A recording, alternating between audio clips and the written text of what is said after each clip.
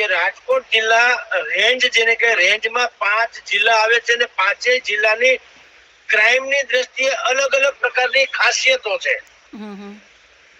રાજકોટ જિલ્લામાં જેમ મેં ગોંડલ વાળી વાત કરી એના જેવું છે.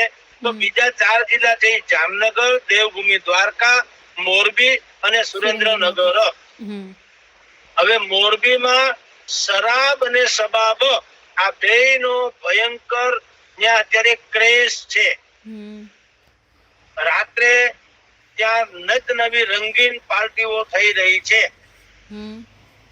એટલે મોરબી ઉપર ફોકસ કરવું પડશે. જામનગર, દેવભૂમિ દ્વારકા અને સુરેન્દ્રનગર, એમાં સુરેન્દ્રનગર અને દ્વારકા એ બંનેમાં કોમન પ્રશ્ન છે ખાણ ખનીજનો દુરુપયોગ, ખાણ ખનીજનું ગેરકાનૂની ખનન અને કરોડો રૂપિયાની રોયલ્ટી બોયલ્ટી કઈ ચૂકવા વગર કરોડો રૂપિયાનું ખનીજ જે છે એ ખનીજ માફિયાઓ વેચી મારે છે તે. હવે એમાં પણ મોટા માથા જ સંડોવાયેલા છે, એ તો હકીકત છે. સામાન્ય માણસો તો કઈ આવે નહીં. અને અત્યાર સુધીનું જે તંત્ર હતું એ આવા મોટા ખનીજ માફિયાઓની લાજ કાઢતું હતું. દિલીપ રાય જેવી વ્યક્તિ જે છે એને આવું કોઈ આવરણ નડે એમ નથી. કારણ કે એને ઉપર આપણે કહે ને ઉપર હજારા થોડાના હાથ હોય તો કઈ વાંધો ન આવે, એમ આના છેડા છેક દિલ્હી સુધી આમે અડે છે. દેશના મુખ્ય ચૂંટણી કમિશનર જેને કહી શકાય એ જે પેનલમાં લોકો હતા એમાંના દિલીપ રાય એના જમાઈ હોવાનું કહેવાય છે. બીજા કેટલાક પણ એના દિલ્હી ખાતેના બહુ મોટા અનુસંધાનો છે. અને એ બધું છોડીએ પણ એની નિષ્ઠા પ્રમાણિકતા ઉપર દુશ્મન પણ સંદેહ ન કરે એવી બાબત છે. અમરેલી થી માંડીને જ્યાં એને સ્પેશિયલ મોનિટરિંગ સેલ એ બંનેમાં એની કામગીરી છે આપણે બધો જ આખું ગુજરાત એનાથી વાકેફ છે.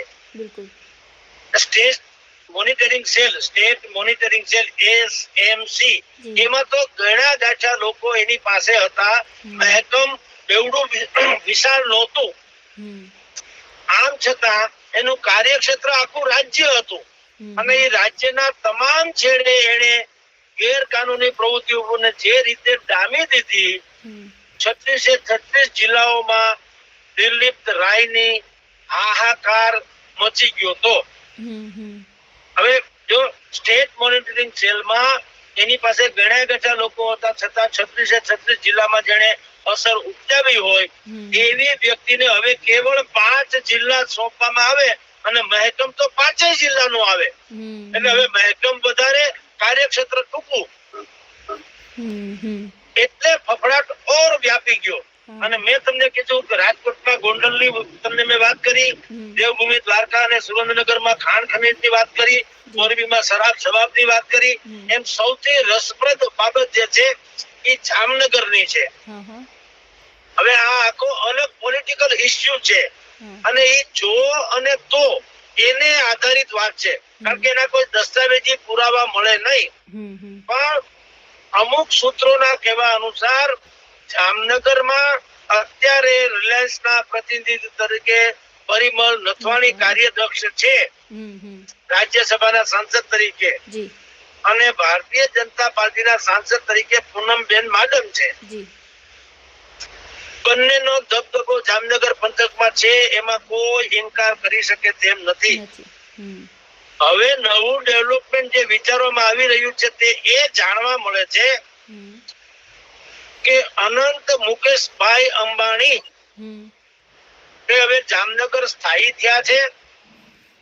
એને વન તારા નામનું વર્લ્ડ ક્લાસ એવું પ્રાણી સંગ્રહાલય બનાવ્યું છે અને એને વિશ્વ કક્ષાના એવોર્ડ મળ્યા છે. હવે મજાની વાત હવે શરૂ થાય છે.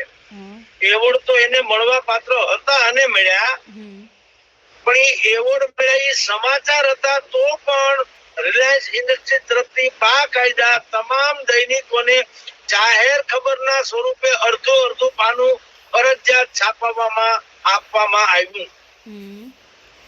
એનો અર્થ એમ થયો કે રિલાયન્સ ઇન્ડસ્ટ્રી અનંત અંબાણીને લોન્ચ કરી રહ્યું છે. યા પછી અનંત અંબાણી હોય યા એના ધર્મપત્ની શ્રી રાધિકા અનંત અંબાણી હોય, એને પ્રોજેક્ટ કરવા માટે જ અડધા પાનાની જાહેર ખબર સ્વરૂપે સમાચાર આપવામાં આવ્યા. અન્યથા એ ન્યૂઝ જ હતા. જો જામનગરના કોઈ એક પર્યાવરણની દ્રષ્ટિએ શ્રેષ્ઠ કહી શકાય એવા પ્રાણી સંગ્રહાલયને જો વિશ્વ કક્ષાનો એવોર્ડ મળતો હોય તો એ અમસ્તે પણ ફ્રન્ટ પેજના ન્યૂઝ ગણાય, પ્રથમ પાનાના સમાચારો. પરંતુ જો પત્રકારોને અથવા તો તંત્રની મનસુખી ઉપર સમાચાર છપાવવામાં આવ્યા હોત તો નાના મોટા આડા અવળા ગમે ત્યારે ગમે ત્યાં છપાય. આ લોકોને ઈચ્છા હતી કે એ ચોક્કસ રીતે એકેય અક્ષર કાપ્યા વગર છપાવવા જોઈએ. એવો આગ્રહ કઈ પ્રાણીઓ માટે ન હોય, એવો આગ્રહ સ્વાભાવિક જ પોતાના સંતાન માટે હોય.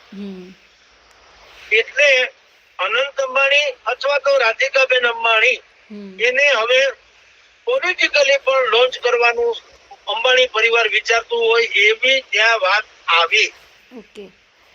અને એ બેને ધારો કે અનંત અંબાણીને દાખલા તરીકે રાજ્યસભાના સદસ્ય તરીકે મૂકવા હોય તો પરિમલભાઈ નથવાણીની વિકેટ પડે, અને રાધિકાબેન ને જો લોકસભા લડાવવા હોય તો પૂનમબેન ની જગ્યાએ રાધિકાબેન આવે તો પૂનમબેન ની વિકેટ પડે.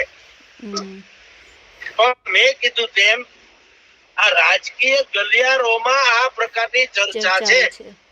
હા, એટલે હવે એમાં આપણને ઘણાને પ્રશ્ન થાય કે આ જે તમે વાત કરી રાજકીય, એમાં નિર્લિપ્ત રાયની ભૂમિકા ક્યાં આવી? બિલકુલ સર. તો એનો જવાબ એ છે કે પૂનમ માડમ હોય કે પરિમલ નથવાણી હોય કે વિક્રમભાઈ માડમ હોય, જામનગરની જે વિશ્વ કક્ષાની રિફાઇનરી જે છે એમાં જો જે તે કંપની એટલે રિલાયન્સ ઇન્ડસ્ટ્રી છે, ધારો કે એક હથું પોતાનું સામ્રાજ્ય સ્થાપવું હોય બીજી રીતે કહું તો એનો ત્યાંના સ્થાનિક પોલીસ તંત્ર ઉપર હોલ્ડ હોવો જરૂરી છે. કારણ કે પરિવહન ને લગતી જેટલી વ્યવસ્થા છે એટલે રિલાયન્સ ઇન્ડસ્ટ્રીઝમાં જેટલા ખટારા કે ગાડી કે મોટર કે વ્હીકલ ટૂંકમાં જેટલા ચાલે છે એથી માંડીને જેટલી પણ પરિવહનની વ્યવસ્થા છે એમાં માડમ પરિવાર અને પરિમલ નથવાણી એ લોકોનો સ્વાભાવિક જ એનો અત્યારે તો અગ્રિમ હરોળમાં એનો હિસ્સો હોય, સીધી આડકતરી રીતે. એમાં કઈ વિક્રમભાઈ ના નામના કોન્ટ્રાક્ટ હોય જરૂરી નથી, પણ વિક્રમભાઈ ની સહી થી અથવા તો વિક્રમભાઈ કે તો થાય એવું તો બનવા પાત્ર બને જ. એનો હોલ્ડ છે તો હોલ્ડ છે એ તો છે જ, એમાં કઈ ખોટું છે નહીં. હવે એ જો નેક્સસ તોડવું હોય, પરિમલ નથવાણી નો વિકલ્પ શોધવો હોય તો રિલાયન્સ ઇન્ડસ્ટ્રીઝ જે છે એની પાસે બે વિકલ્પ છે, રાધિકા અંબાણી, આનંદભાઈ અંબાણી. એટલે આવા બધા કારણોસર નિર્લિપ્ત રાયની રાજકોટ રેન્જ જેની અંદરમાં જામનગર પણ આવી જાય એની ચર્ચાએ જોર પકડ્યું છે. નહીતર તો શું છે કે બદલી તો 37 આઈપીએસ ની થઈ છે, પણ નિર્લિપ્ત રાયની ચર્ચા છે. એનું કારણ મેં કીધું એ આ પ્રકારનું છે. અશોક કુમાર યાદવના સ્થાને નિર્લિપ્ત રાય આવ્યા અહીંયા, તો એનું કારણ એ છે કે એની પાસેથી તંત્ર એટલે સરકાર જે ગણો તે એને બહુ આયામી કામ લેવું છે. જી બેન. બિલકુલ સર, તમામ માહિતી આપી તે બદલ આભાર આપનો સર.